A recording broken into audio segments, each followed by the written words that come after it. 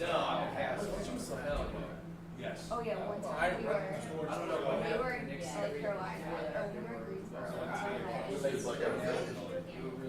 Good. I had a think pass party or something, and we were just sitting in the hotel lobby. And we made a lot of friends that night. Yeah. Oh yeah, it was so fun.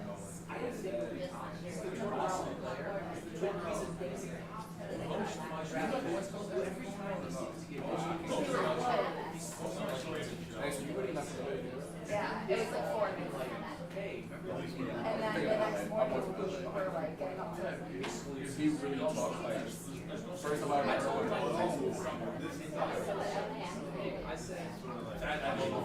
He really like swear he from like to this other day.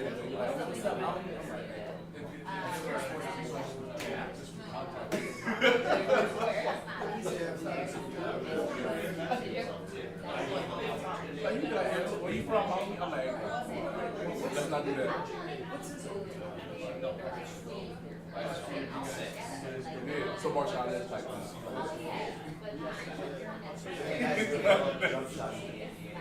they better shoot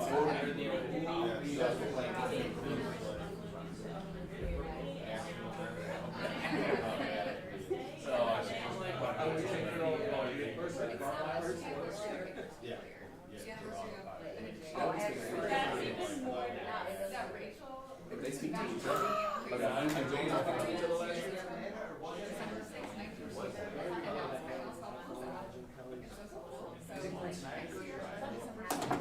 That sounds about right.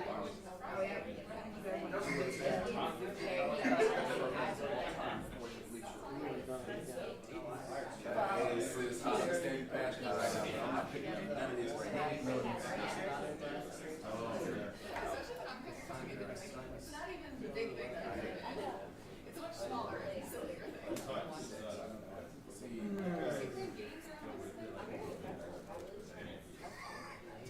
Take a little tip out, like, hey, man, look. Stay on.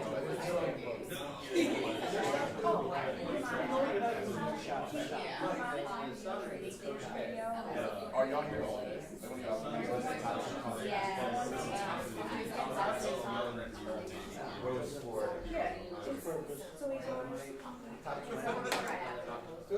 Johnny has a lot.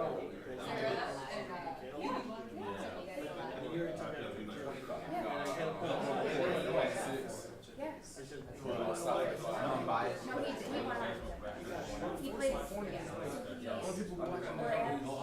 No one, and then they don't make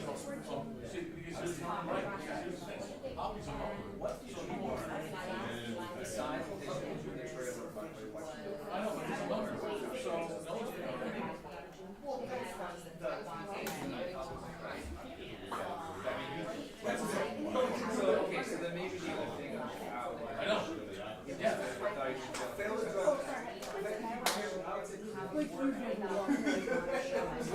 Exactly. I go. Okay. Yeah. Yep. So now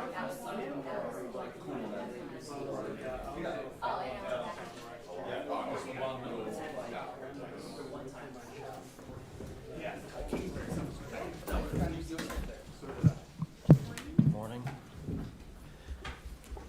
All right, good morning. We'll go ahead and get started here.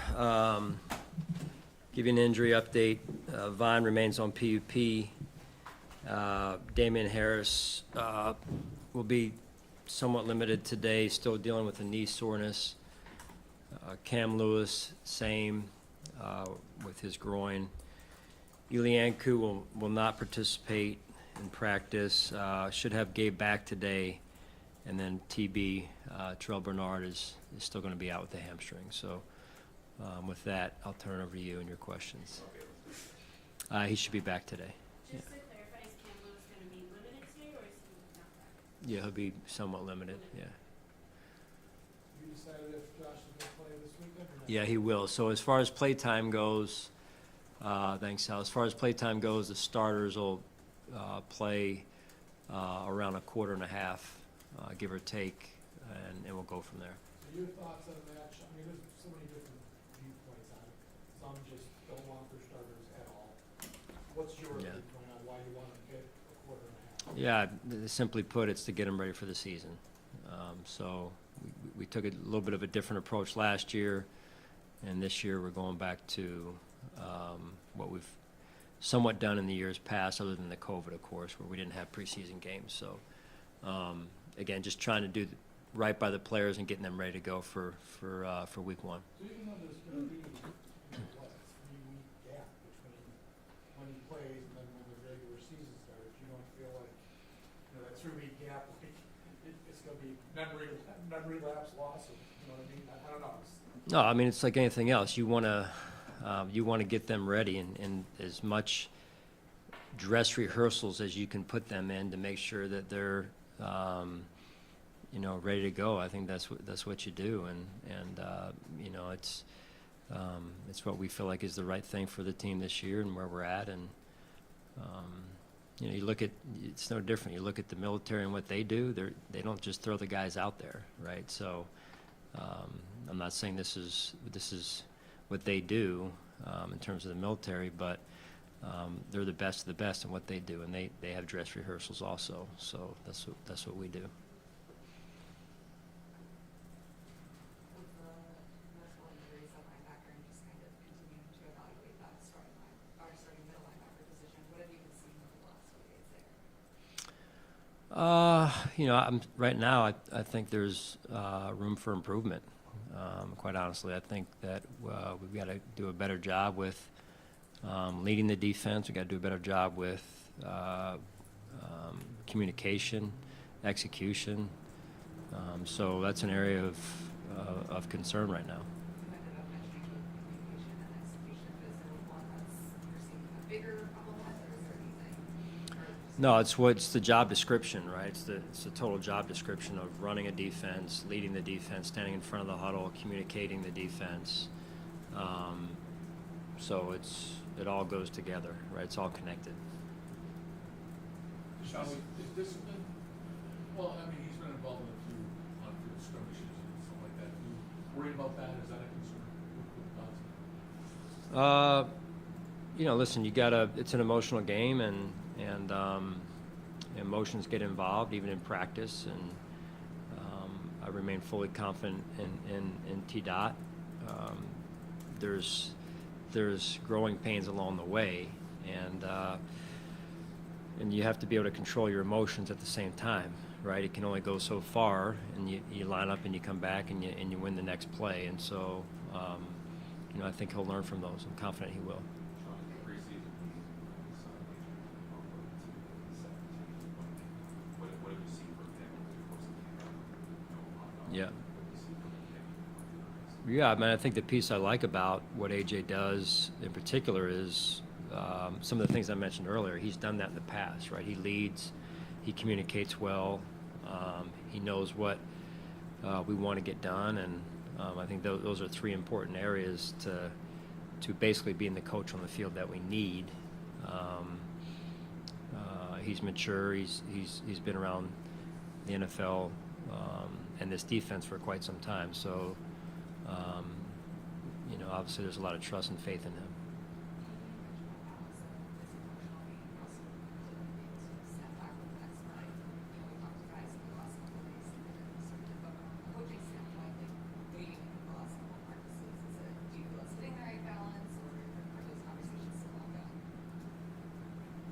Ongoing conversations about. Just like, hey, let's make sure we're emotional about this, channeling it the right way. Yeah, I mean, there's always a fine line. I do like the competitive nature of our football team. I think that's important, that you don't dull the edge of the sword, right? But at the same time, you have to be able to control it and harness it and channel it towards playing the next play. So with the proper amount of discipline. So we don't ignore that. It has been somewhat chippy the last couple of days, and to some extent, I think that's good for us. Because you got to have an edge. Sean, what did you see to lead you to bringing Andy Isabella in, and what have you seen since he's arrived? Well, the speed element obviously stands out probably the most. I go back to, I was talking to Andy about this when he got here. I think it was his Senior Bowl. performance during the week. I think that's the last Senior Bowl I've attended just due to our postseason play and whatnot. But I thought he had a good week that week and really showed up. And I know he got drafted by Arizona, but I thought honestly that the Raiders were going to take him because I think he played for Coach Gruden that week, at least at the Senior Bowl there. So he's been impressive to this point, and he'll get some opportunities on Saturday. In your experience, guys who come from smaller schools like that, you came from UMass, right? Yeah. There's one way that the learning curve is different, but you have to take that in consideration, maybe looking at his career, that he came from a smaller school, and maybe there could be reasons why it just hasn't worked out yet, and that's a tough adjustment for a lot of guys? Well, yes and no. I think anymore, coming from a small school, it depends on how small you're talking about. I mean, UMass is not a super Right. small, football program. So I think you do take that into consideration, but really, he's only been at one other place. Right. Now, if he had been at 5 other places, or any player for that matter, then you're going, okay, well, maybe it's just not going to work. But in this case, he's only been at one other place. So we try and take a player like we've done before and say, hey, can they become the best version of themselves here, wearing the colors of the Buffalo Bills and in our environment, in our culture? And he's done a phenomenal job to this point. And the thing I love about him is he plays hard. He's always prepared. He just does the little things. He jogs on the field, jogs off the field. All those little things matter, and he's got good DNA that way. So, he's opened some eyes to this point. Randy Shell decided to retire. Just where do you think that leaves you back up people at tackle? Yeah, we're looking for somebody to step up and raise their game. Certainly, two young players, and then we've got Quez as well, who's a veteran player, and confidence in all 3 of those guys. And but somebody's got to step up and kind of separate themselves to be that swing backup tackle. So just to clarify, you're looking internally? I'm talking about a roster. I didn't say internally, externally. I'm talking about a roster. Okay. Yeah. Will he set each milestone that Damar reaches, and you talked about how courageous and how remarkable it was last weekend. Is there anything more that he really has to prove to you on the field mentally, based on how well he's done in practice, in games? John, I don't think so. I mean, you're out there at practice. It's not like we're playing two-hand touch out there at practice. So I say that because there's been enough or several, thud type of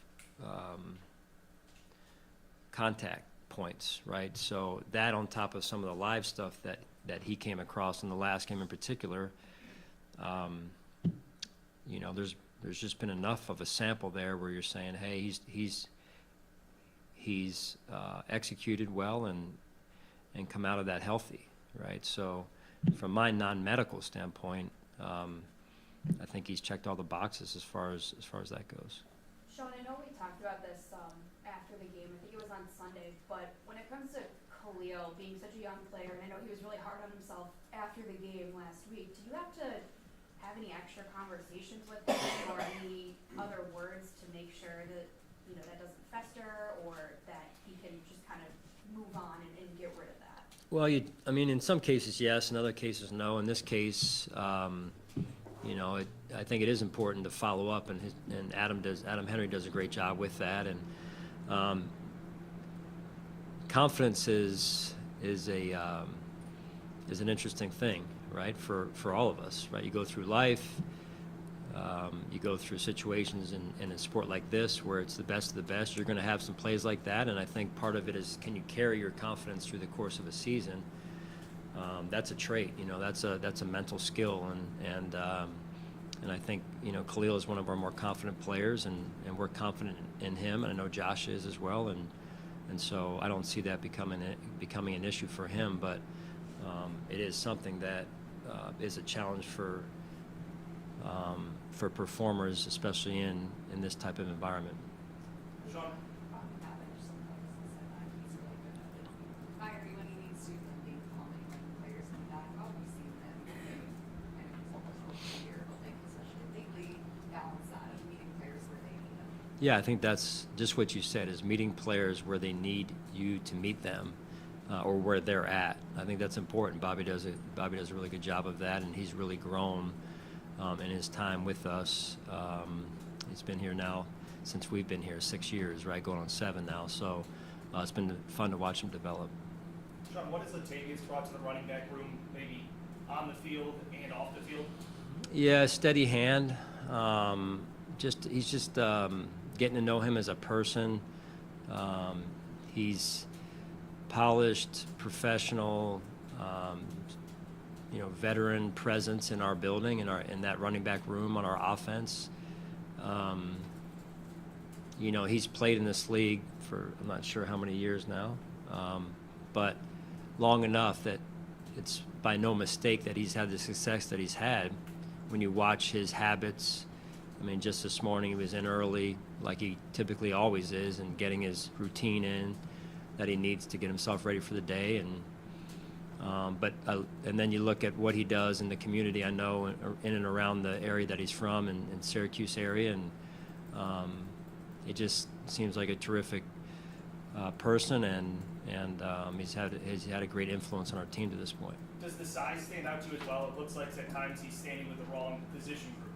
Yeah. With all the other guys. Yeah, no, I was watching him at walkthrough last night. It's just, I would not want to tackle him. He's big and he runs big. All right, thanks, guys. Thanks, Sean.